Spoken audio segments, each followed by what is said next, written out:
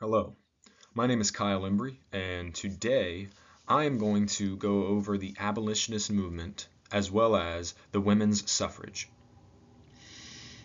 The point of this lesson is to teach you the main ideas and principles behind both movements. I'm going to start by telling a story about two little girls who were from different worlds. The story is called Two Roads, One Dream.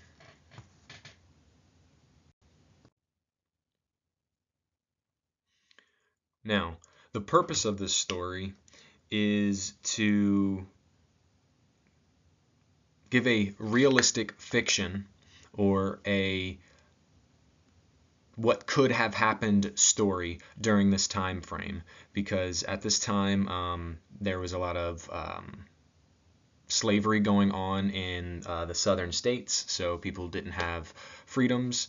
As for women, didn't have the right to vote, and they were viewed as property. So this is just to give a little bit of perspective of what women and slaves faced. In the year 1825, in a small town in Virginia, 10-year-old Clara lived in a big white house on a hill. Down in the servants' quarters lived Sarah, a girl the same age, but not born into slavery. Clara and Sarah weren't supposed to be friends, but they were. They met behind the barn every afternoon. Clara brought old books, and Sarah brought stories. One day, Sarah whispered, "I'll be free. I'll help others to be free too." Clara nodded, "And I'll speak so women can vote.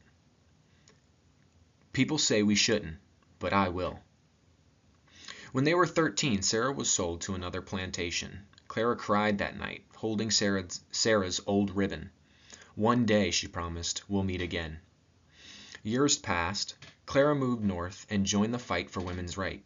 She spoke at meetings, wrote articles, and marched for the right to vote. People laughed at her. Some even yelled, but she did not stop. Sarah escaped slavery with the help of the Underground Railroad. She joined the abolitionist movement, speaking about her life and helping others find freedom.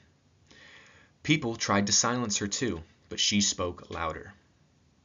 By the time they were old women, the world had changed. Slavery was gone. Women could vote in some states. Excuse me. One day at a women's rights meeting in 1870, Clara stepped off the stage after giving a speech. She saw a face she hadn't seen in over 50 years. "Sarah," she whispered. Sarah smiled, her hair now silver. "You remembered." They hugged, tears falling. "I thought I'd never see you again," Clara said. "You promised," Sarah reminded her. They sat on a bench outside, watching young girls hand out flyers. "We helped change this," Clara said. "We planted seeds." Sarah agreed. Clara looked at Sarah. "Your voice helped end slavery, and yours helped open doors for women," Sarah said. They sat quietly, proud and at peace.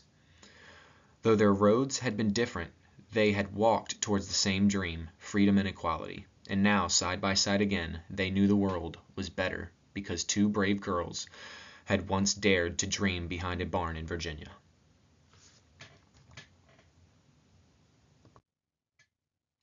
Now, that leads me to the starting point of this lesson. So overall, from what you've gathered from the story, women were treated poorly. They ended up having to go on marches, movements, and meeting in conferences like the Seneca Falls Convention. Um, but the learning objective for today will be about will be that we will be able to I can identify and understand the main ideas behind abolitionists and the women's suffrage movement.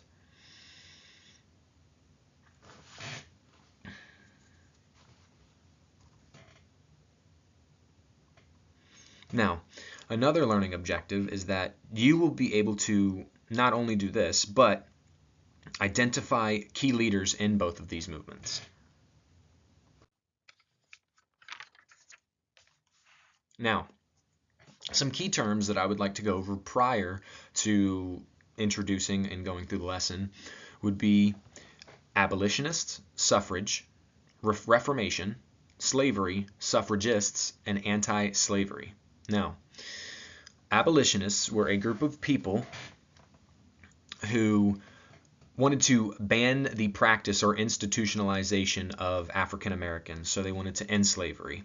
There were many people throughout history that were abolitionists, such as Abraham Lincoln. Don't need to get too much into him. But some of the names that you're going to see are Frederick Douglass, Harriet Beecher Stowe, John Brown, Harriet Tubman.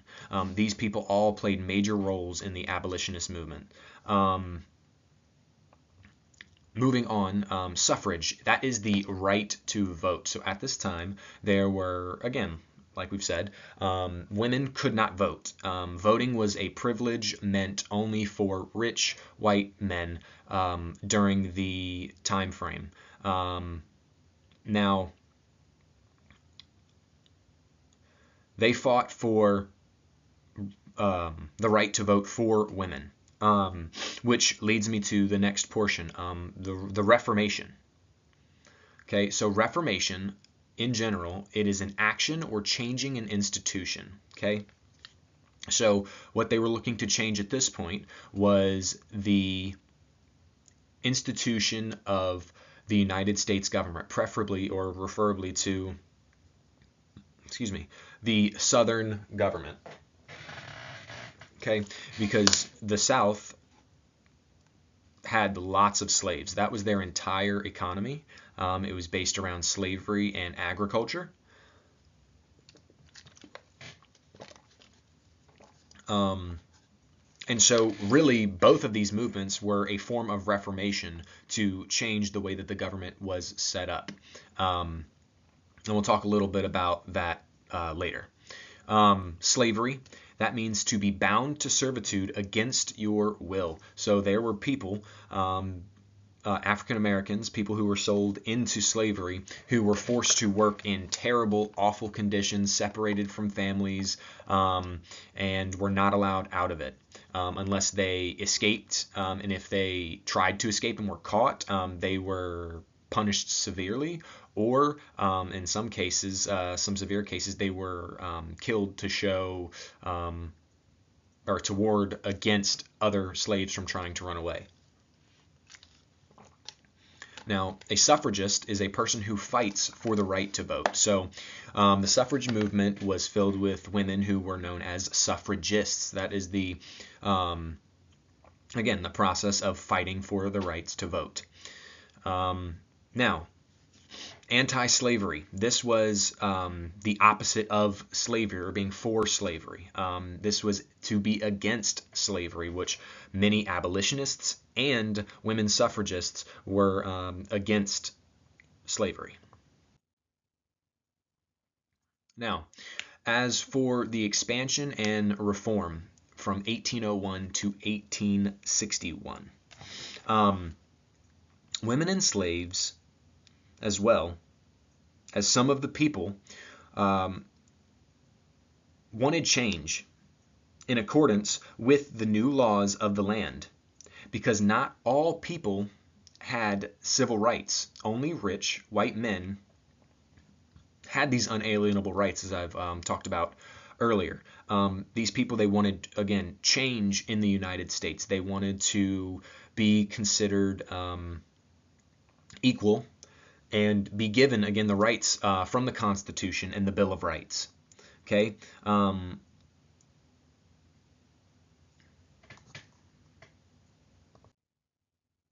Now, abolitionists, like I was talking about earlier, Frederick Douglass, Harriet Beecher Stowe, William Lloyd Garrison, Harriet Tubman, and John Brown.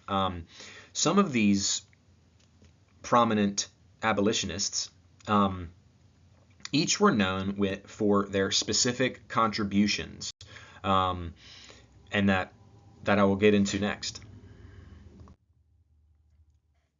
First, whom I want to talk about is Frederick Douglass. Frederick Douglass, he was an escaped enslaved person. So he went through the horrors of slavery, had a lot of issues, and was even found in or was a part of some court cases where he actually tried to fight in a civil lawsuit against his owner and lost, and his case went all the way up, I believe, to the Supreme Court, and he was it was said that he didn't have any rights, that he was property, much like women were at that time. Now, he was a renowned speaker and writer. He wrote Narrative of the Life of Frederick Douglass, an American slave. So this was a biography of his life. This was a narrative of his life. This was showed the horrors of slavery that he faced, and it opened many people's eyes in the abolitionist movement and actually brought a lot of people towards the cause. He played a very key role in bringing people in to and spreading the word about the horrors of slavery. He also advocated for women's suffrage, so he advocated heavily for women's rights. The next person I want to talk about is Harriet Beecher Stowe. Now, she was a very well-renowned or well-known author, and she was also anti-slavery, so she was against slavery. She wrote Uncle Tom's Cabin. Now, Uncle Tom's Cabin, it was published in 1852. Now, it depicted, so it showed, the harsh reality of slavery. So much like Frederick Douglass's narrative, it showed the cruelty behind slaveholders, just the punishments that they would do to the slaves, and the fact that they would rip families apart. So moms, husbands, sons, daughters away from their families, sell them to different plantations, much like our story that was discussed earlier, and just separate families. And again, this was another eye-opener for a lot of the people who joined the abolitionist movement against slavery.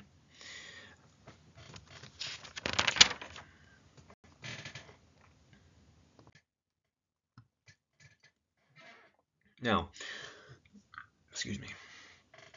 William Lloyd Garrison, he was a leading abolitionist, and he was the author and creator of The Liberator, which was a newspaper, and he was heavily for women's rights. Now, as I said, he founded and edited The Liberator, which again was a newspaper and was a powerful voice of the abolitionist movement. So he was wealthy, a wealthy white man, so he had a lot of pull, say, and sway over a lot of people in the community. He used The Liberator to write out articles and talk about the horrors of slavery and the wrong and how wrong it is and how it goes against the rights that all people should have.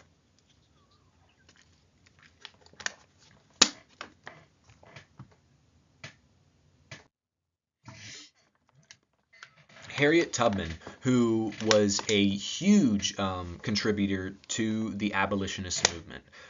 She posed as a Union spy. So what that means is that she worked for the Northern armies. She would spy on the Southern forces and help and bring back information to Union troops. Not only that, but she was a part of what was known as the Underground Railroad. Now,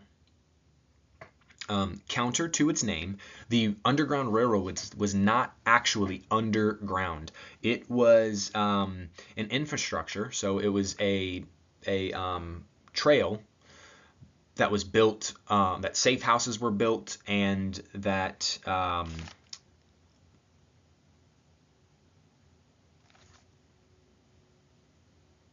had man-made modes of transportation across rivers and trails, and was really, really beneficial for the abolitionist movement because she helped save 70 people from the enslaved life.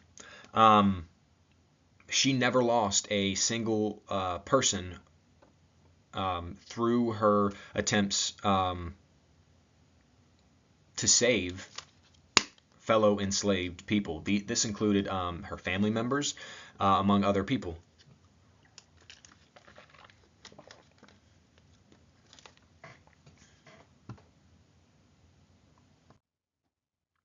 Now, John Brown was another abolitionist, so a person who did not believe in slavery at all. Now, his main contribution, which was something that was felt very heavily and eventually led to, or helped lead to the Civil War. So it just increased tensions between the North and South. So Harper's Ferry Farm Raid. Now, John Brown was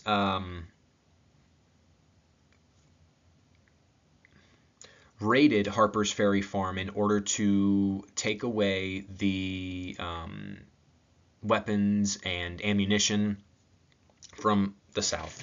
And he was captured, and it was meant to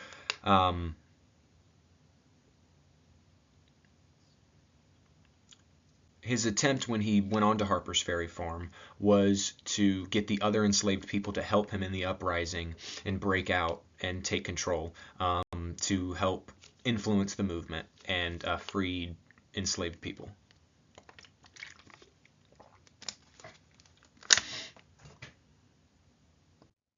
Now, the main points of abolitionists were that it was morally just wrong. Okay, the principles that the country was founded on were not being upheld, meaning the Constitution and Bill of Rights. Those were the, as I said earlier, laws of the land. This was the laws that the people of the United States relied heavy on to be different than any other form of government prior. They were trying to get away from the monarchy, the elites controlling everything. And so it just flat out was completely against everything that the Constitution and the Bill of Rights stood for. Not to mention, a lot of the people during this time frame were Christians, so they had a very biblical view of the world. Now,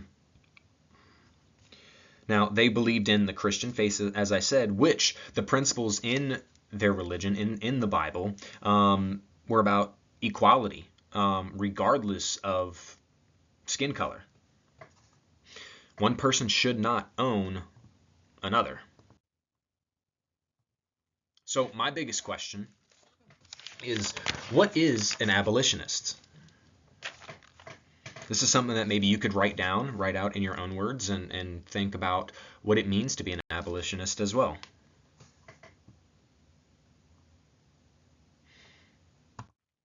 Next, I am going to talk a little bit about women's suffrage. Now, as you should know, this movement went hand in hand with many freed enslaved people, as we talked about Frederick Douglass. Now, this was for women's suffrage. The women involved in the suffrage movement were also involved in the abolitionist movement. Now, question that I want you to think on. Should women only do household chores and raise children? This was the thought process that a lot of people had back in this day. And what I challenge you to do is take perspective and try to think in the context of how people thought back then. Why was this such a big deal for people back then? Why did they view things this way? Now, the women's suffrage leaders, these were women like Lucretia Mott, Elizabeth Cady Stanton, and Sojourner Truth. Now, these women believed in emancipation and the civil right of women to have more freedoms and allowed the same rights as men, more specifically, the right to vote. of course, because this is suffrage, and suffrage means to vote. Now, the Seneca Falls, where the very first women's convention was held. Now, Seneca Falls was the women's convention where women joined together and put together their fight for their suffrage. So the fight to have the right to vote, to gain more rights that only rich white men had. Because again, at this time, women were viewed as property. Now, the main points of women's suffrage, again, it was for voting rights, political equality, economic equality, and social reforms. They wanted change. They wanted to see change.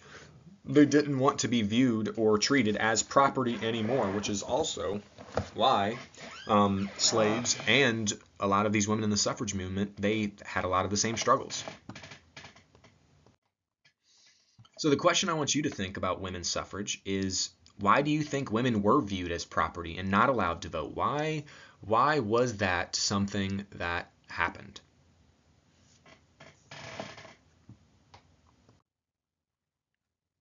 Now, to summarize and break down everything that we've just talked about briefly, abolitionists. Abolitionists wanted to abolish slavery. They wanted it gone, erased from society, to give people the rights they were promised.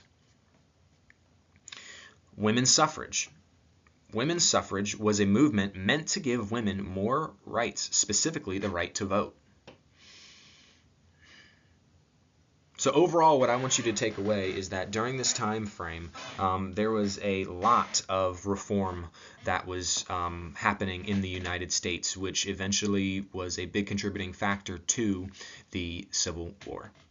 Thank you so much for watching, and I hope you have a great rest of your